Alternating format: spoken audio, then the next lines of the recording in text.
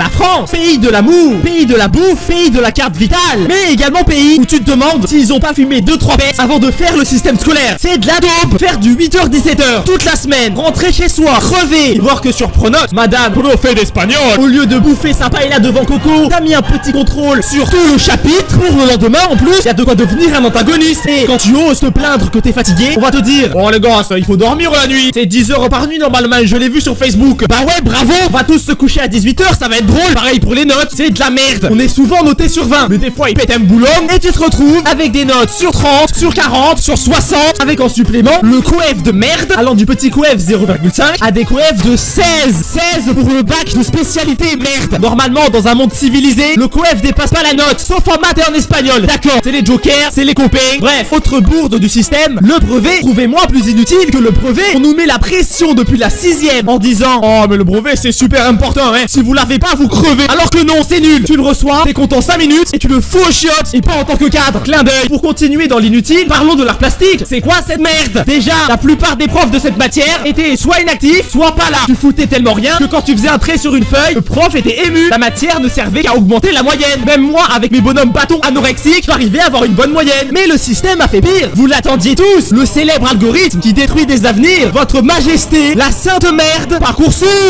Chose rigolote, tout est dans le titre. Parcoursup supprime ton parcours scolaire. Il nous nargue en plus pour prouver une nouvelle fois que c'est de la grosse merde. Une meuf a envoyé sur Parcoursup une recette de cuisine à la place d'une lettre de motivation. Et elle a été acceptée dans une école. Y a un petit problème là, non? Il fallait me le dire que pour rentrer chez Google, il suffisait de faire un pomme bœuf bourguignon avec ses 40 fondant. Bref, j'ai aussi envie de râler sur la cantine, car c'est une vraie merde. Déjà, c'est pas bon, je vous apprends rien, mais s'il vous plaît, faites un effort sur le pain, merde. C'est de l'obsidienne le truc. C'est un parpaing. C'est un parpaing. Tu peux faire ton CAP maçonnerie avec, ou jouer à la pétanque avec les collègues. Enfin bref, le système scolaire est imparfait, punitif et parfois vide de sens. Mais c'est à nous de s'y adapter, de le changer, de le transformer. Car sans élèves, le système n'est rien. Alors n'apprenez plus pour les notes, mais apprenez pour vous et seulement vous.